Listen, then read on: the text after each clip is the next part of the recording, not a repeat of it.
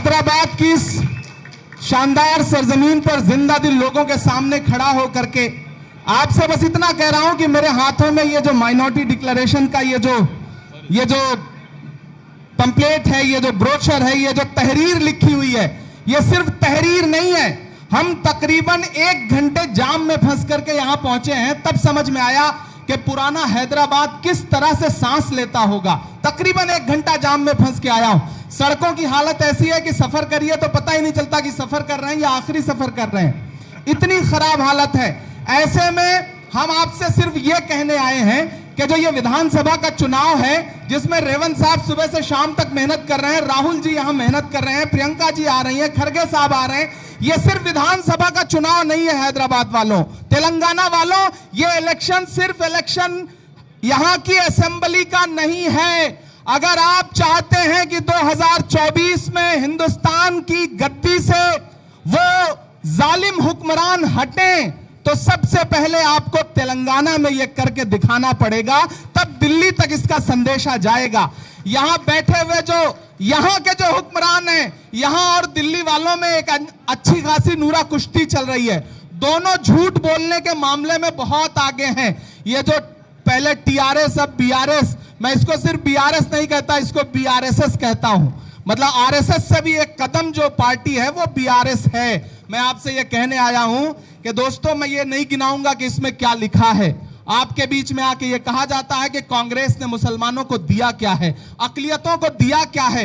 मैं सिर्फ आपसे 2-3 बातें कह रहा हूं कि वो कांग्रेस पार्टी ही है जिसने डॉक्टर जाकिर हुसैन को इस देश का राष्ट्रपति बनाया। वो कांग्रेस पार्टी है जिसने फखरुद्दीन अली अहमद साहब को इस देश का राष्ट्रपति बनाया। वो कांग्रेस पार्टी है जिसने मौलाना अबुल कलाम आजाद साहब को इस देश का पहला शिक्षा मंत्री बनाया। वो कांग्रेस पार्टी है जिसने सैयदा अनवरा तैमूर को असम का मुख्यमंत्री बनाया। वो कांग्रेस पार्टी है जिसने अब्दुल रहमान अंतुले को महाराष्ट्र का मुख्यमंत्री बनाया। वो कांग्रेस पार्टी है जिसने बरकतुल्लाह साहब को राजस्थान का मुख्यमंत्री बनाया। वो कांग्रेस पार्टी है जिसने अब्दुल गफूर साहब को बिहार का मुख्यमंत्री बनाया। वो कांग्रेस पार्टी है जिसने सलमान खुर्शीद साहब जैसा हीरा उठाया और इन्हें सेंट्रल मिनिस्टर बना करके बड़ी जिम्मेदारियां सौंपी, विदेश मंत्री बनाया। वो कांग्रेस पार्टी ही है जो हर दौर में, एक ऐसे वक्त में जब लोग आपकी परछाई से बच रहे थे, तब नफरतों को मिटाने के लिए 4000 किलोमीटर पैदल चला। कौन? राहुल गांधी।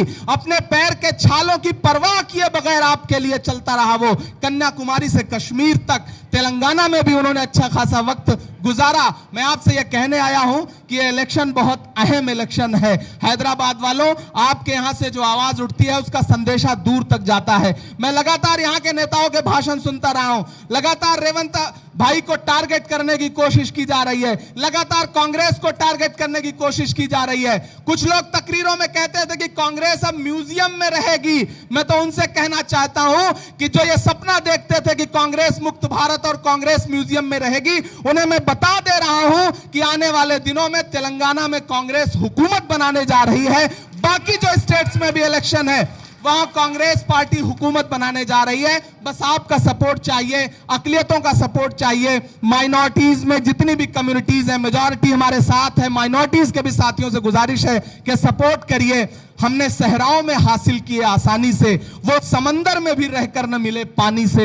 ये सियासत के दिए सबके हवाले न करो, मुल्क जल जाता है एक शख्स की नादानी से। मुल्क का जो हाल है, जो नफरतों का माहौल है, अगर उसे खत्म करना चाहते हैं तो तेलंगाना से लेकर के, राजस्थान से लेकर के, मध्य प्रदेश से लेकर के, छत्तीसगढ़ से लेकर के मिजोरम तक असेंबली में आने वाले दिनों में कांग्रेस की हुकूमत बनेगी। तो हमारा आपसे वादा है कि 2024 में दिल्ली में कांग्रेस की हुकूमत बनने से कोई रोक नहीं पाएगा। हैदराबाद वालों, आपके कांधे पे जिम्मेदारी बहुत बड़ी है। बहुत शुक्रिया आप सारे लोगों का। अजरुद्दीन साहब यहां बैठे हुए हैं। मैं बस आखिर में एक बात कह रहा हूं कि आपके वोटों की ठेकेदारी का दावा करने वाले राजा सिंह के खिलाफ कैंडिडेट नहीं उतारते, लेकिन अजरुद्दीन के खिलाफ कैंडिडेट उतारते हैं। आपको बस इतना समझना है कि इस खेल के पीछे कौन है। ये बहुत बुलंद फजा में तेरी पतंग सही, मगर पता है मुझे डोर किसके हाथ में है। तो डोर जिनके हाथ में है वो आपको समझना है कि डोर किसके हाथ में, और उस डोर को चला कौन रहा है।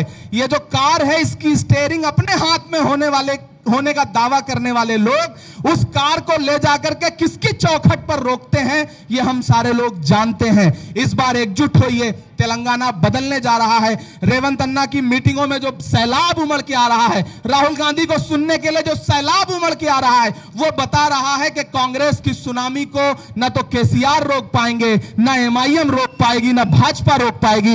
ये हमारा आपसे दावा है। आज से हम सारे लोग पूरे तेलंगाना के अलग अलग इलाकों में जा रहे हैं, मुसलसल यहीं डेरा जमाएंगे और आने वाले 3 दिसंबर को मुल्क को बताएंगे कि तेलंगाना अब कांग्रेस का है। बहुत शुक्रिया।